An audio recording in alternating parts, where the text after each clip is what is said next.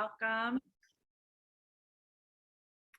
Hi, everyone. Welcome. I know we've got people just signing on right now. I'll give it a minute or so as everyone gets logged in. Hello, welcome.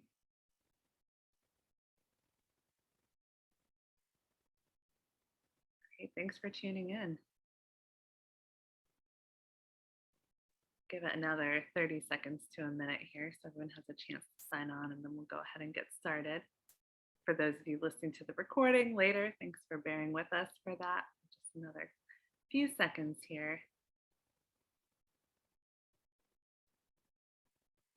All right, we'll go ahead and get started. So welcome everyone. My name is Zeva Manvi. I'm the Associate Director of Admissions for Yale Young Global Scholars, YYGS. First off, I definitely want to give a huge thank you to Sydney at NSHSS for all her work with us in coordinating this webinar to share with all the NSHSS members today. We're really grateful for that. It's a wonderful organization, and we're really happy to share more about this opportunity with all of you.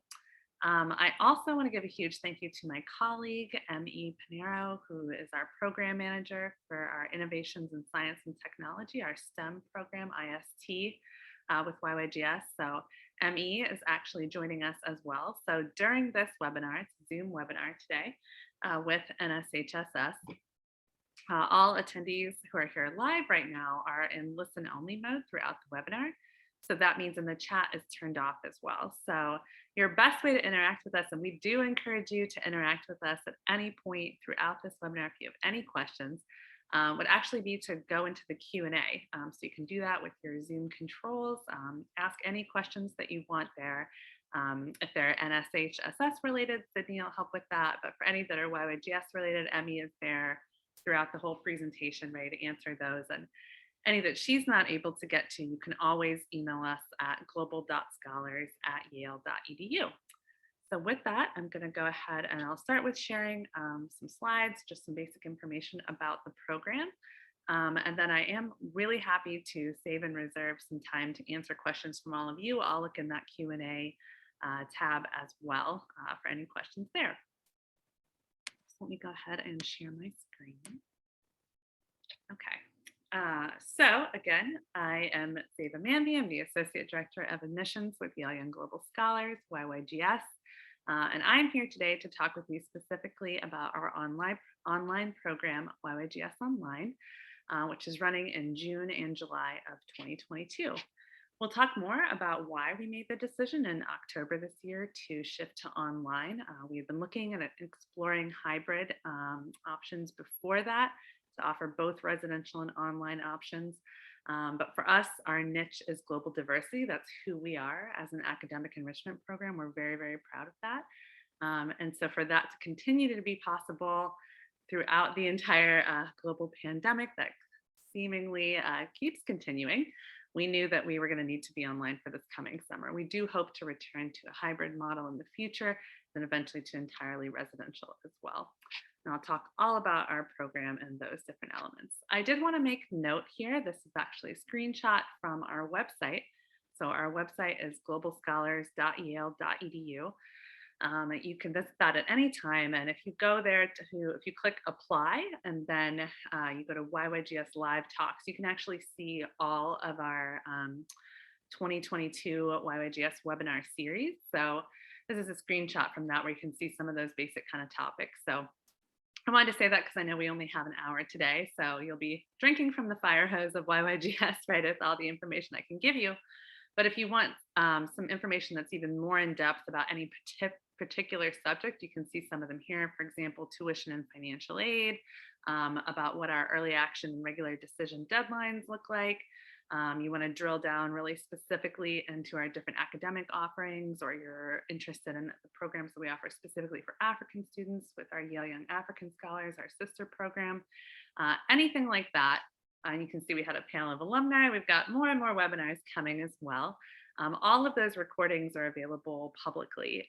So again, if there's something we don't get to here and you want to do a deeper dive there, I encourage you to visit our website, and if there's any of those questions that we don't get to today, and to check out any of those webinar recordings.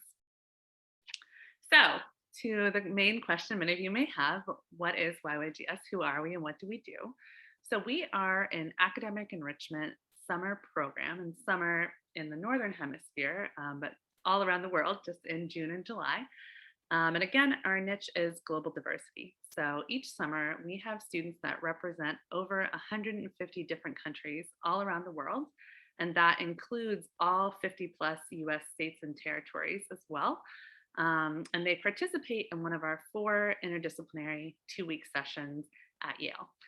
So you want to immerse yourself in a global learning community. We're all about live, engaging, dynamic experiences.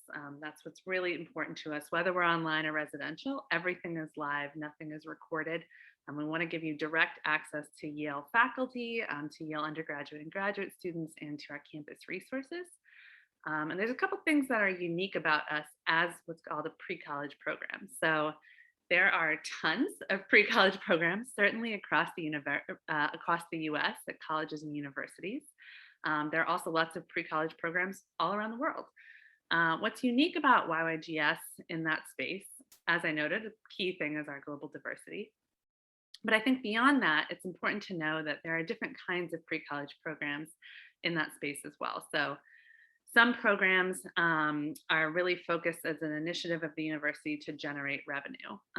So they might be a pay-to-play program. You might have heard that phrasing. So they are looking to rent out spaces that are not used by undergraduates or graduates in the summer, and to try to generate revenue that could then be used for other initiatives at the university, financial aid, any other range of things, right? And they're hoping all pre-college programs are united in that they're all hoping to give students a taste of college life, a taste of college resources. So that's revenue generating pre-college programs. There's also pre-college programs that are designed to be admissions feeders. So they want to give you a taste specifically of their college or university, and they want you to consider, or they're hoping that it'll be a pipeline towards you applying to their college or to their school. There's a whole mix in between too. There's some programs that are specifically designed for students who would be first in their family to go to college. And every part about the program is helping students understand the college application, understand financial aid processes, things like that. There could be a program that's specifically for students who are interested in physics, and the whole program is about physics and it's within one academic department. So what's unique about YYGS in all of those spaces is that it is not designed to do any of those things that I just described, right? It's not about paying for a course that you'll take over, a college level course for college level credit that you'll take over, a 6 or 8 week period, anything like that. YYGS was actually founded by professors at Yale University. And they were very concerned about how leaders, particularly global and political leaders all around the world, make decisions, not necessarily involving perspectives from other places and other people. That was a deep concern to them. And so they were interested in designing and developing a program where students would have exposure to each other, really, but to different cultures, different languages all around the world, to address what they consider to be pressing global questions. So an example of that would be if our director, Elena Gonçalves Blanco, and myself, Zeva Manvi, if the two of us are having a conversation about a pressing global issue, and a common example I give is like access to water, something like that around the world. That might be a very rich conversation, and I could bring to it my perspective in growing up in rural Ohio. She could bring to it her perspective growing up and living in Spain, and maybe places we've traveled or things that we've studied academically. But that conversation is notably and always richer if it involves, other parts of the world where access to water is a deep and direct issue that people can speak to personally. So that could be in rural Australia, that could be in sub-Saharan Africa, that could be in parts of Europe or Eastern Europe. If all of us then, instead of the two of us having that conversation, if there are 10 people from 10 different countries speaking about that or speaking to that issue, it's just notably richer by design. Especially then if all those 10 people work together to study, in a very academic, rich and rigorous way, an issue like that. We want to look into that, and we're bringing our own experiences to bear on that. So that was the idea behind YYGS as we started over a decade ago. And again, we're really, really proud of how that's grown over time. So we're run out of the Office of International Affairs at Yale. And because our focus has always been on global diversity, we're constantly working to try to increase the number of countries represented. We look at that as represented in multiple different ways: where you go to school, where you're a citizen, maybe you're a dual citizen, where your address is. One person can represent multiple countries. But trust me when I say, if you're like, well, is it really 150 countries? I mean, listen, 30 countries is a lot for many programs. 150 is difficult to fathom when there's only slightly over 200 some countries in the world. It is 150 countries represented, and it's unbelievable to experience, I have to say. So I think that that is something that as we've grown, it has meant that we're really also about trying to dismantle and break down barriers to access so that that is how that many countries can be involved. And that's something that I'm really proud of, as my background is working for over a decade with educational access and college access programs for students who would be first in their family to go to college. And YYGS is a big part of that work. And I'm really, really proud of that. So that's who we are as a program, our niche in this pre-college space. You heard me speak to some of this before. The reason that we are a 2-week program is both because we really want to focus on experiential learning. We want to expose you to a bunch of different kinds of academic considerations that could then influence what major you want to pick when you're in college, what career you might want to pursue, et cetera. And also, especially because, again, that's how you're able to have students from over 150 countries around the world. When you work with students in the Southern Hemisphere, a lot of those students are in school in June and July. And so the idea of being able to participate in a 6-week program or an 8-week program, first off, that would limit it to being focused on like maybe one college course, something like that for credit. And again, you'd have to be able to have 8 weeks of available time, something like that, to do it. What YYGS wants to do is have 2 weeks that are rich and deep, and we offer 3 different session date options, which you'll see me talk about on the next slide, where students in the Southern Hemisphere are able to overlap one of those 2-week sessions with a break. So what might be their equivalent of like a fall break or a winter break, so that at most they would only be missing or impacting 1 week of school.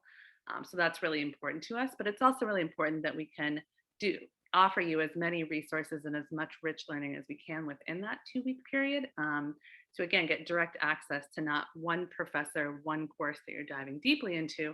We want you to talk to many professors, many undergrads and graduate students, and try a different kind of range of courses as well in that time. I already talked a lot towards what makes us unique as a diverse and inclusive community, and that's something that we're really proud of. And again, that really means that's why when we're online, especially, all of our programming is live, not recorded, because you have to be present to contribute and participate your part in that. It's all about peers talking with each other, sharing multiple perspectives, and being able to have access to those Yale resources, which I know I've talked about as well. We do have dedicated programming to that called Opportunities Across Yale. And that, again, we're not a feeder program for Yale. Yale is receiving over 30,000 undergraduate applications every year. They don't need us to feed more applications there. Our admissions office loves YYGS. Like, we have a great relationship with them, as we do with many other departments. But it's not because we're a feeder, it's because they know that our students are uniquely engaged, especially because they love learning for the sake of learning, not for grades, not for course credit. And they are genuinely interested in what other departments have to say. So when we have an admissions panel, when we have opportunities at our libraries or our labs or other campus departments that you can connect to, the Beinecke Rare Book Library, things like that. All of those are designed not to say like, here's Yale, we're selling you Yale. It's more about, we want you to understand the various kinds of resources that are like this on any college or university around the world. We do have our students go on to so many different colleges and universities all around the world. And big part of that is that YYGS is an internationally recognized credential. So people know our program all around the world. And that's something we're really proud of. And we do offer a certificate of completion for students who successfully complete the program. And that's something that's provided digitally. You can upload into a college or university application. And again, Opportunities Across Yale is designed to give you exposure to what are these kind of resources on any campus that you could look for to engage with as part of your academic career. So, what are our offerings for summer of 2022? So we have 3 different session dates. You can see them here. June 21st to July 3rd is session 1, July 5th to July 17th is session 2, and July 19th to 31st is session 3. And within each of those session date offerings, we offer the following 4 academic tracks. You heard me talk about Innovations in Science and Technology, IST, which Emmy is the program manager for, Literature, Philosophy, and Culture, our LPC Humanities program, Solving Global Challenges, our cross-disciplinary program, and Politics, Law, and Economics, which is our social sciences program. So again, there is a webinar that we offer that does a deep dive into exactly what are each of these programs about. It's also on our website. If you click academics, you can see program components within each of them. You'll also see like sample seminars, sample lecturers, lots of information about what these programs are and are about. And within each of them, I would say, you know, for some people, it's a mix of sometimes what in the admissions world could be called like round and pointy students. So pointy student might be like, I was born to be a doctor, right? I came out with a stethoscope in my hand and I know I want to study medicine. I've always known that. That's why I want to look at innovations in science and technology, or maybe solving global challenges to bring a cross-disciplinary lens to that. And at medicine's what I want to do. That's what the kind of thing I'm aiming for in the seminars I choose and things like that. Just as easily, you could be a student who says, hey, like, I have never studied oceanography before. Like, I don't totally know what it is. I have some sense that marine bio is about organisms in the water, but oceanography, like the study of ocean currents, things like that, that is a new concept for me. That's not offered at my school. I'm not even near a body of water. That might just as easily be what piques your interest about IST or about solving global challenges, or even if you're talking about ocean politics in a different way, politics, law, and economics. So that might be something more where you're like, hey, I'm interested in a course like IST or something like that because I'm interested in all that it has to offer. I want to take a physics class there. I want to take an astronomy class. I want to take an oceanography seminar. I want to do a mix of things within that. So it doesn't have to be totally directed. It can be a mix of all different kinds of students and perspectives coming to bear on that. Within the application, you're able to note for which of those dates you're available. So you can note 1, you could note I'm available for all 3, et cetera, and you can give a first choice preference with that. And then for the academic tracks, you're able to rank as many or as few as you like. So you could say the only program I'm interested in is literature, philosophy, and culture. That's what I want to do, LPC. Or you could say LPC is my first choice, politics, law, and economics is my second choice, innovations in science and technology is my third, something like that. So it's really up to you. We do try to honor students' first choice, but we're also building cohorts. And so they're all equally popular, truly. I get that question a lot as the admissions person. So it's really about you trying to genuinely interested in. Don't say you're interested in all 4 of them if the reality is if you were made an offer in politics, law, and economics, you would definitely decline it. Like, there's no reason to have said you were interested in the first place if that was the case, right? If you're only interested in one, that's fine. That's not looked at or viewed any differently within our application readers. We mainly want to know a lot within our application about who you are, what you're passionate about, what you think you could contribute to YYGS's program overall, and what you think that you'd take away from it. And we try to design our questions in the application to ask about that. Within all of those academic topics that I mentioned, we have the following different kinds of program components. So with that, it is really focused on peer-to-peer internet action and about, again, exposure, dynamic learning. So our sort of 4 like main building blocks, cornerstones of YYGS, I would say, are lectures, breakout sessions, seminars, and family time. And I'll talk about all the other components you see there as well: special meals, OAY, impact panel, and simulation. So lectures, much like the name implies, are lectures typically with Yale faculty or like world-renowned experts, truly. Sometimes it's both, like John Kerry would be an example of that, right? So really big time people within the field. Typically what they'll do is they'll present a lecture for about 45 minutes. That's usually focused on whatever their current research is. Often the research is unpublished, which is why we're not able to record lectures. You are attending them live because it is pressing info that only is available to you.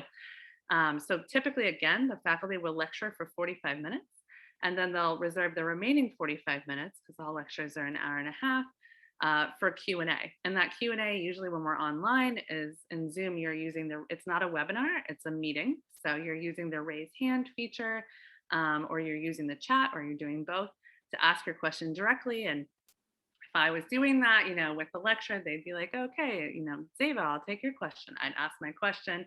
We'd talk back and forth, etc. That is something that students have raved about with YYGS. They really like that direct access to faculty. Faculty will often share their personal email addresses at the end. Not all of them, don't want to overpromise, but many of them are very, very available to YYGS students. And again, a lot of that is the joy of students that are there that love learning for the sake of learning. So I am routinely impressed at the strength of their questions, especially just as the 45-minute lecture finishes. They might ask about the practical applications of a theory that was discussed, things like that. But getting a chance to chat directly about that, both with each other in the chat and then also with the lecturer themselves throughout that time. Following lectures typically are breakout sessions. So a lecture would be with like a whole cohort. So I should say, as the admissions person, I can give you some numbers. So YYGS typically receives a little over 7,000 applications each year. We're big and small at the same time. So we work with about 200 students per session, and that's across 12 sessions. So I know you saw on my slide earlier that we had 3 session dates, 4 session topics within each of those, right? So if you're doing the math, it's 12 sessions total throughout the summer. And again, about 200 students per session. So it's about 2,400 students in total across the whole summer. That's where we're big. Where we're small is that we have student to teacher ratios of 12:1. And those teachers, those instructors, are typically Yale undergraduate and graduate students. So a lecture, when I say it's with the whole cohort, that would be, let's say they're in our literature, philosophy, and culture LPC2. So that means it's just the LPC session that's offered during session 2, which is July 5th to 17th. So if you're in LPC2, a lecture would be like with all 200 students in LPC2, but again, still with a lot of direct access to faculty during that time and to each other to chat during that lecture as well. The breakout session is typically following the lecture, and that's where you're in a smaller group, typically of about 10 to 12 students with one undergraduate or graduate student.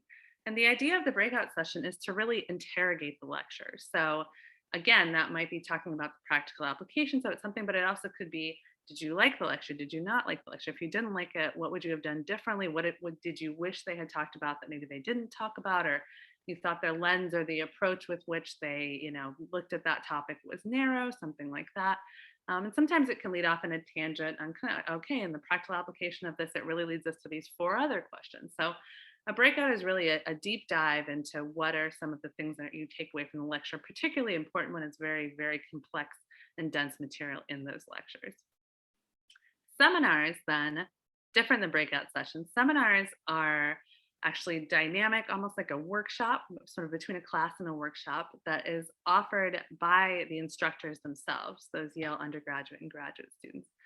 So, and seminars are often either on a topic that's of personal interest to them or something that maybe they, again, unpublished research that they themselves are doing as part of their graduate level work or their undergrad thesis, things like that. So again, if it's just of personal interest to them, that could be something like the biology of music, and they're like, oh, I'm not studying this, but I took a course on this and I was interested, and these are the things I want to share about it. Or it could be a very deep dive, within their own field on the kind of work that they do. Seminars are a very, very popular part of YYGS. I think that's where, again, what happens is you're given, if you're offered admission to YYGS and you enroll, then in the spring, typically around May, you're given a blue book of all the available seminars, again, for, let's say you're in LPC2. You'll be given a blue book of all the available seminars then, and then you can indicate your preferences for many of them. And when I say many, I'm saying, I think you could give preferences for like 6 to 10, something like that, of those seminars. And then our academics team will work within that to try to build those cohorts of 10 to 12 students for each seminar.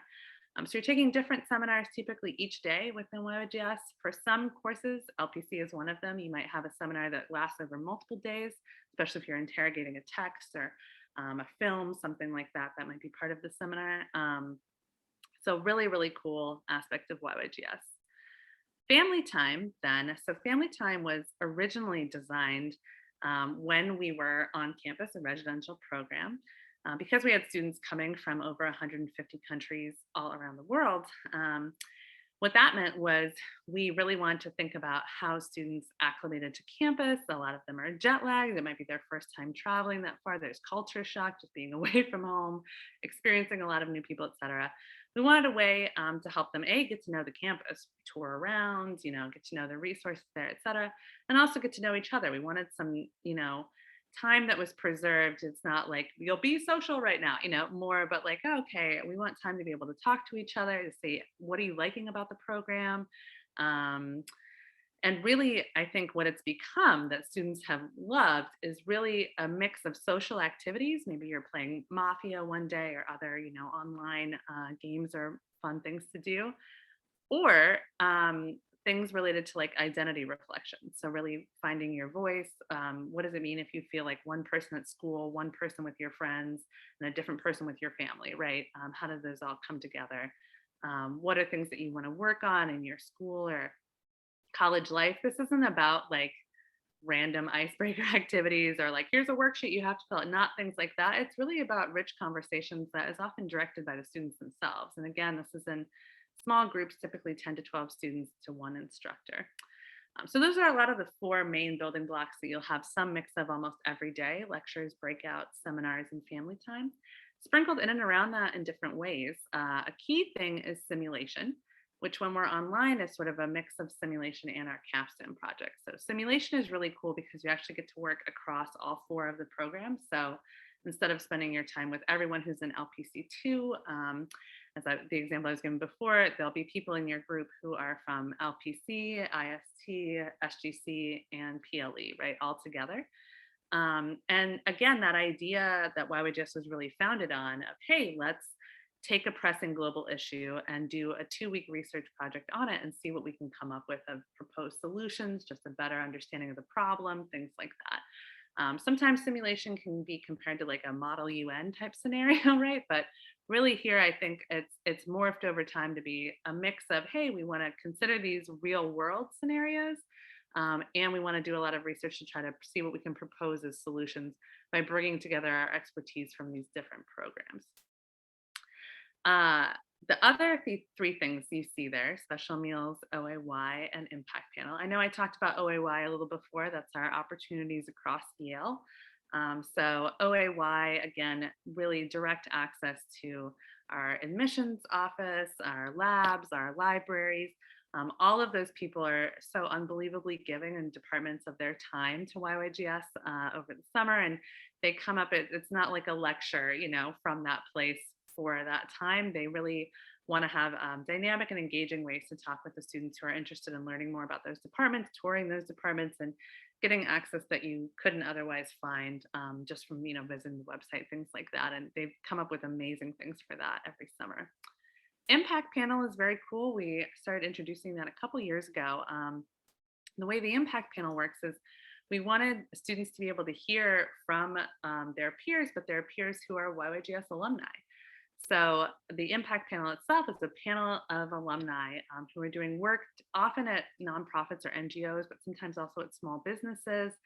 They have just done incredible work around the world. And I will say YYGS has a phenomenal alumni community. So we have over 10,000 actively engaged alumni with us. And they have done things ranging from, we've written a book, for refugees or on particular subjects. They have started their own nonprofits. They have just put together incredible ideas. We really wanted the opportunity for them to share that with YYGS students. And sometimes that's very cool too when it's recent alumni, somebody who participated in the program 2 years ago, and to see how they sort of brought those experiences to bear um, in their high school, in their college, et cetera. And whether that was a result of YYGS or not is not what this is about. It's more about people understanding, like, hey, what can you do with the big ideas you have, whoever you are? You're bringing that to YYGS, and we want to give you some ideas for what that might mean for you in college, in your career, all of those things.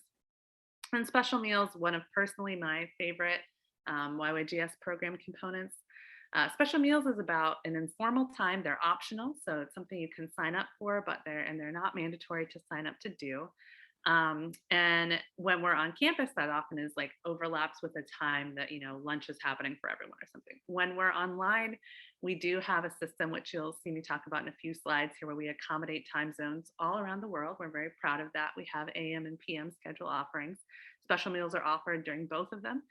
Um, and it's less about like we're offering you a meal, obviously. That's not happening. It's more like, hey, that's a time it's meant to be more informal. You could be eating. We don't usually do that, right, when we're on Zoom with each other, but you could be eating, you could be grabbing a snack. And we're going to talk about something that's of interest to everyone. And that can range from, we've had special meals that are like, hey, Spanish language speaking table, like anyone who wants to come here and be able to speak Spanish with each other and just share about the culture that is involved with. There are so many different countries and places around the world where you might speak Spanish. That's just what that table is going to be, just an informal time, no plan for that, but getting all together to share that.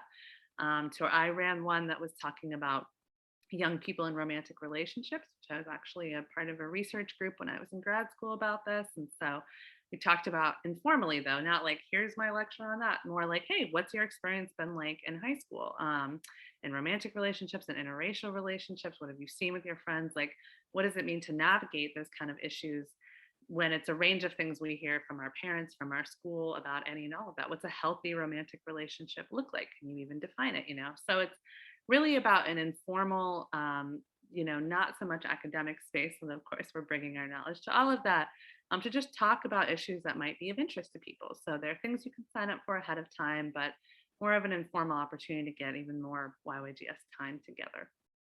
So that's a range or a mix of some of the program components we offer. I do really encourage you, again, to check out our academics webinar and some of our other webinars if you want a deeper dive into all of that. And also, you can always email us at global.scholars@yale.edu at any time if you've got questions. And really, Emmy is in the chat in the Q&A right now. She's a great resource, and she's on our academics team if you want better explanation than what I've given for any of those about our program components when we're operating in June and July. In this slide, I wanted to be able to answer or provide some answers for questions that we've often gotten about why YYGS has decided to go online for 2022 again. I think at this point in the pandemic, it's interesting. When we first announced that, I was honestly overwhelmed at the amount of support that we got. That was again back in October. And I think students and families really just understood and got that, listen, it's not that all of us are dying for more time on Zoom, anything like that, but they understood a couple of things. One, they understood that our niche is global diversity, and there simply was not a way to maintain the degree of global diversity we've had by switching to residential. And a lot of that has to do with vaccine inequity, but also massive backups at embassies around trying to secure visas. It's a B2 visitor visa that most students are getting to travel here from another country.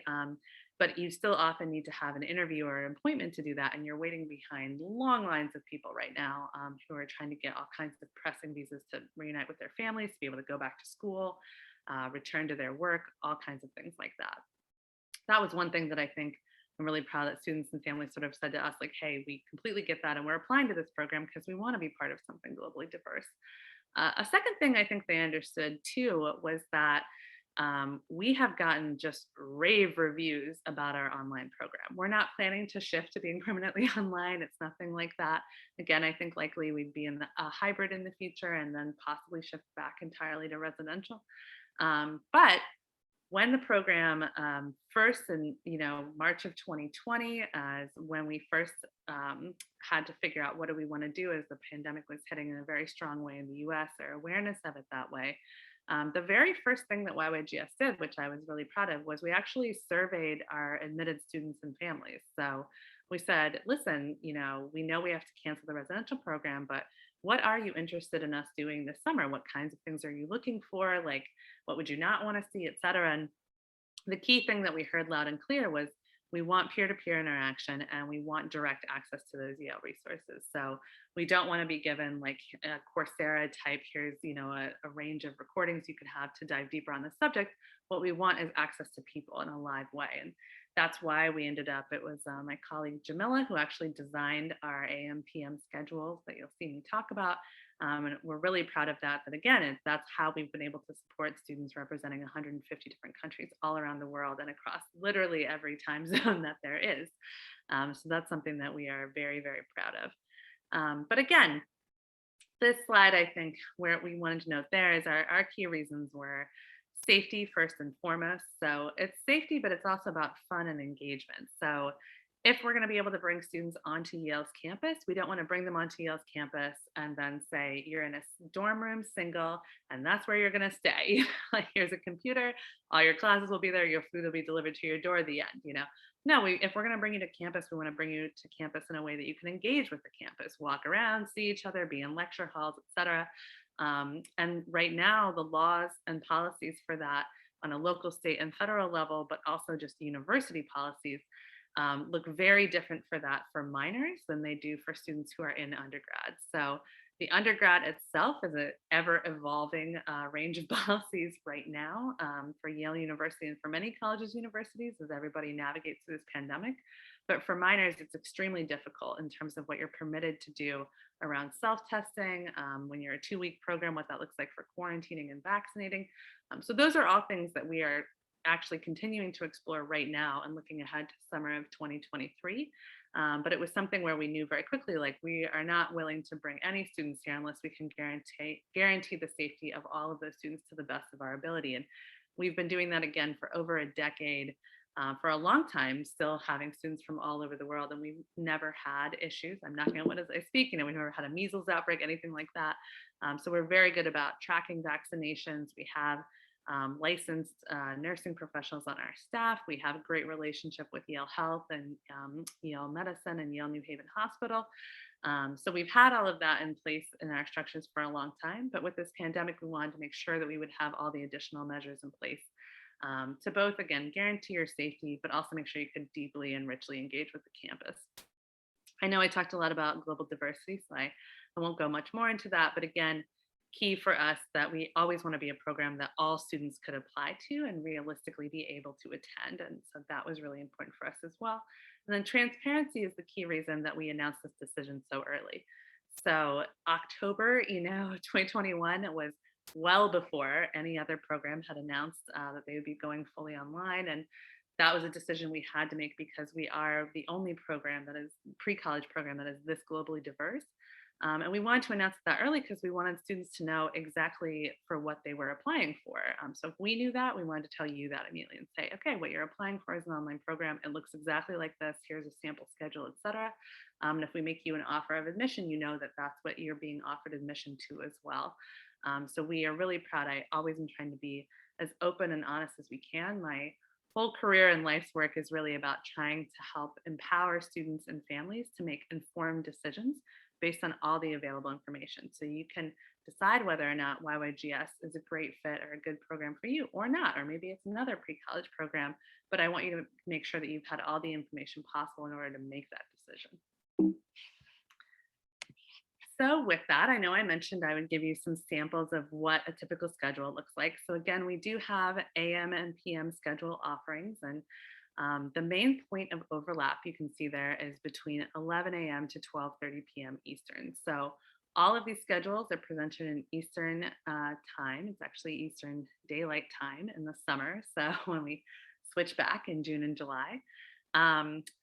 And so again, and that is the time at Yale. So that's one way to think of it, is we are in Eastern Daylight Time here in New Haven, Connecticut, in the United States.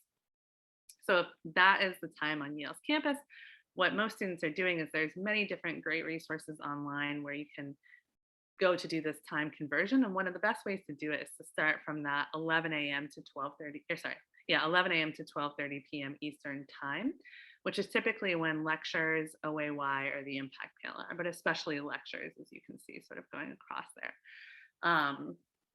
So that 11 a.m. time can be useful because if you Google, for example, or just put into a search engine, what time is 11 a.m. EDT in, Kenya, Australia, Iceland, wherever you are, then you could be asking yourself, well, am I hoping that I would have the bulk of my YYGS program components before that or after that time? Because everyone has that time. So in both the AM and PM schedule, you can see there's 11 a.m. to 12:30 p.m. That's the whole cohort together. Again, all 200 students in, IST2, something like that, right? But the other program components where you're in smaller groups like 10 students, 12 students, et cetera, this can either be happening before that time, typically between 7 a.m. to like 10:45 a.m. Eastern, or they can be happening much later, like the evening at Yale, so between 5 p.m. to 8:45 p.m. Eastern. And it really just depends where you are in the world, what might work best for you. We'll do things with your application to try to predict that if we're making you an offer of admission. So if you say that you're attending, school in California, then the default is likely going to be to give you a PM schedule offering because, if you're in California and you're in Pacific time, then, these breakfast discussions that happen at 7 a.m. Eastern would be happening at 4 in the morning for you. But if you're in the PM schedule, then you'd have your lectures and stuff. 11 a.m. Eastern would be 8 a.m. for you. And then these breakout discussions, et cetera, that are at 5 p.m. would just be at 2 p.m. for you. Much more reasonable than 4 in the morning. So we'll try to do some stuff to predict that again based on where you attend school. Any other information that you give us, we'll ask you what your preference is for sure, and we'll try to default to that. But please know that if you're offered admission to a schedule where you're like, whoa, that would be crazy for me, that actually is in the middle of the night, something like that, you can always make a simple request to change from an AM to PM schedule. And we do try to accommodate as many of those as we can, often over 80 to 90% of them. We do need to keep our student teacher ratios how we do. We've got limited capacity because all the program components are live. And so that would be the only reason that we're not able to approve a request like that. But I will say that that's only ever happened as me, the person who's typically reviewing and approving those requests, if a student's requesting that very late. So if we've already assigned seminars and we're 1 week before the program starts and you're like, oops, like I thought my family was going to be in California this summer, but actually we're going to be in China, something like that. That can be hard to do if you're only letting me know 1 week before. But if you know a couple months before, et cetera, we'll do everything we can to help you. And again, that's if you only need to change your AM or PM schedule.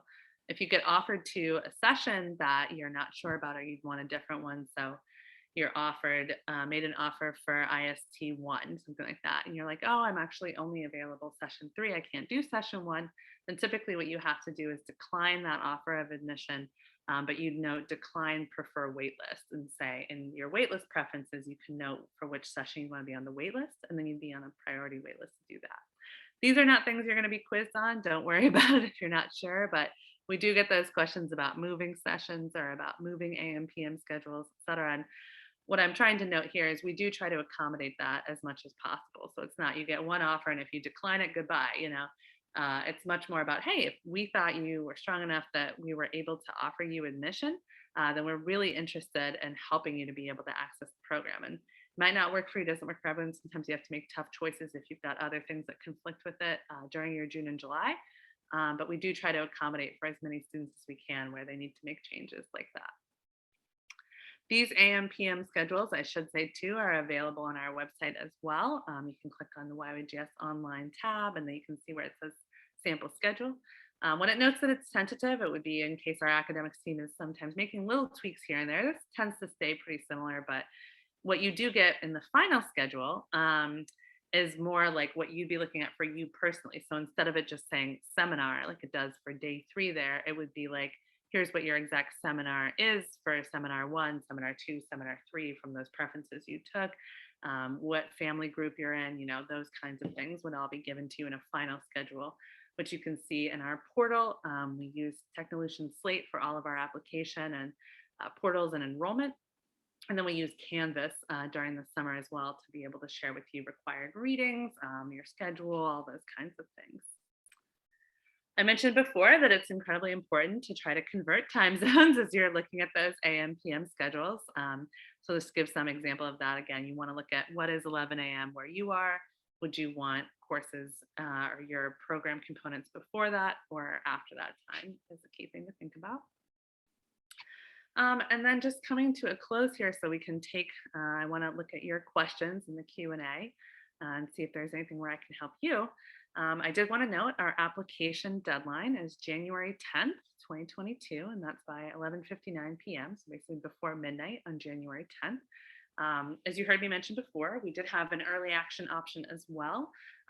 It's not about an advantage between early action and regular decision. There are equal amounts of spot, equal amounts of financial aid available in both of those times. And the way early action works is for those students who applied by November 3rd and submitted their completed application to be early action. Coming up here very soon, we're working very hard. We're going to be making those offers and admission decisions will be released by December 17th. And students in early action would either be offered admission or they're automatically deferred into the regular decision pool. So it's just one of those things. If they're deferred into regular decision, there's no change to be made to their application or anything. It just means that the readers needed more time to evaluate their application. And so it'll be evaluated alongside everyone who applied for regular decision as well.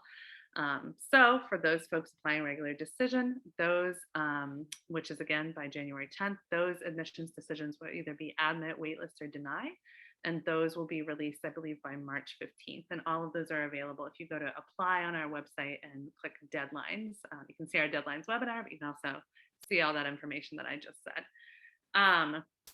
We are really, really proud of our need-based financial aid, something I say all the time. So we are nearly need blind. So what that means is we read all applications need blind. So our application readers literally cannot see whether or not you chose to request financial aid or not as part of your application. That's all built into the application. There's no separate forms or anything.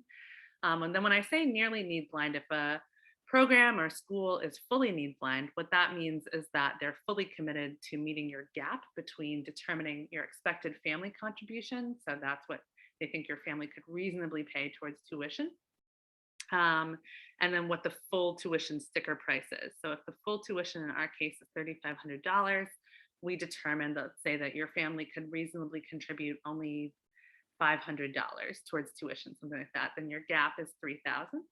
So our hope and what we're able to do in over 90% of our financial aid packages is we're able to cover the full $3,000 for you. We're giving you an offer of that would include a tuition discount of $3,000. So $500 is all you would owe. So that's need blind, right?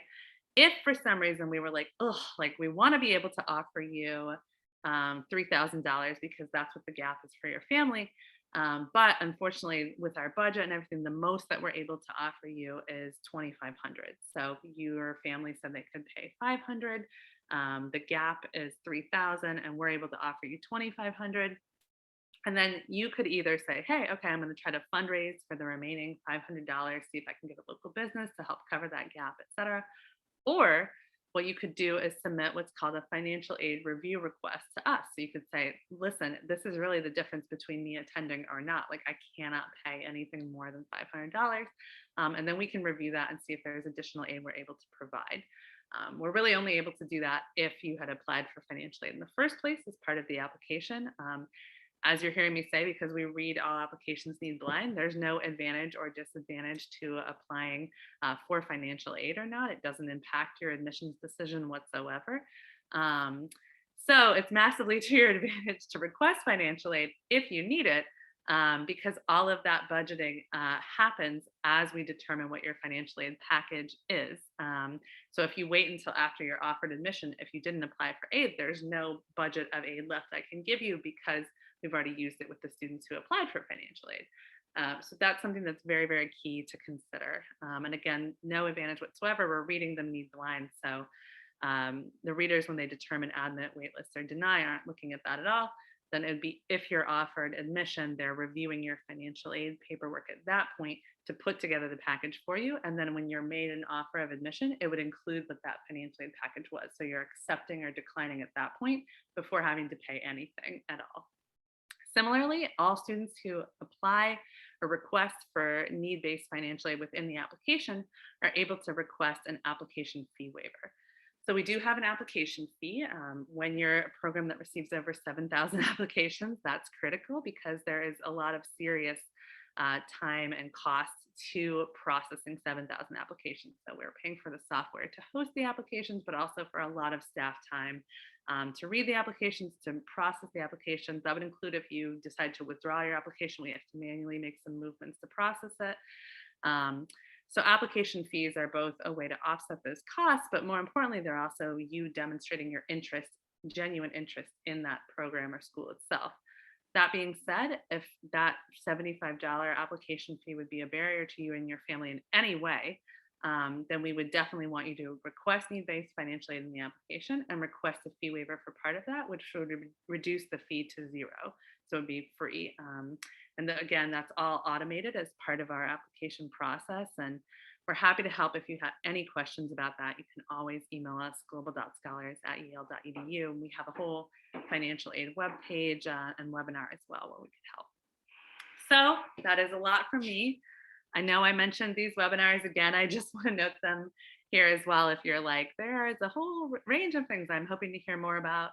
I would especially encourage you to check out our alumni panel. We had that webinar on November 30th, as you can see here. You can review the recording of that. And really, I mean, more so than hearing from me, like I don't have a script or anything. I'm just talking to what I know about this program, but more than hearing from me, I would encourage you to talk to YYGS alumni themselves if you're interested in this program. We don't give them a script or things to say either. They really just speak from the heart, and it's unbelievable. And I've asked them about the good and the bad of this program, what's challenging about it, which was different, etc. Because again, you want to determine if this is the right fit program for you. I think that's really, really important. You can reach our alumni, both you can look at our alumni page on our website where you can see profiles of a lot of our alumni ambassadors, things like that. Also, a great place to look for us is on social media. So I think it's typically Yale_YGS, and you can see that in, or maybe it's Yale YGS, I'll look all one word. You can see that on Instagram, Twitter, Facebook, but also on YouTube, TikTok. There are students, hashtagging with YYGS, tagging us. We have a whole student-run media team each summer. So students apply to be a part of that. They might then want to be a videographer or do an Instagram takeover or a TikTok takeover, things like that of our account, but it's all student led. When they do that, like our videographers, for example, we don't give them any direction. We're just like, okay, like it'd be great, if you want to document some part of your time with the program. And it's unbelievable the creativity those students have. I'm constantly saying that. A great example I love is that we had a student the first year I was with YYGS who at the end of her time with YYGS, she actually illustrated and wrote a comic that was all about her YYGS experience, which we then printed and shared with people. We thought it was such a cool way to talk about what that experience would look like for her. We've had videographers when YYGS is online do things like an animation about YYGS. They've done a country blog where they were like, hey, I want to introduce you to what my country in Bolivia looks like, sort of walking around. It's really an unbelievable amount of creativity. And again, it's you hearing from them in their own words. And especially if you do have people that are at your own school, I'd encourage you to talk to them as well. So with that, I know we've got about 8 minutes or so left, it looks like. I'm going to just take a peek here I can see in the chat. Awesome. Thank you again, Sydney, for all your help with that. I'm going to look here in the Q&A as well. Huge thanks to Emmy.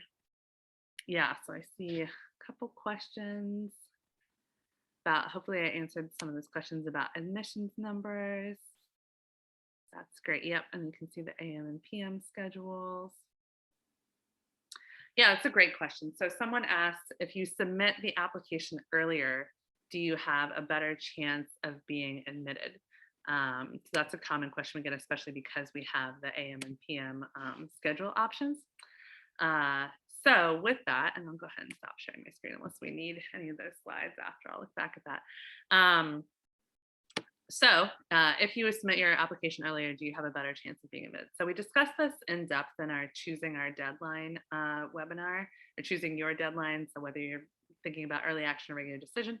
That's where we really look at that. And I give you all kinds of numbers. Here's how many people apply early action. Here were the number of admissions offers made for that most recent year, for example, how many apply regular decision, numbers of offers for that. It gets fuzzy because there are students who are in early action that are deferred to regular decision that are then offered admission in regular decision.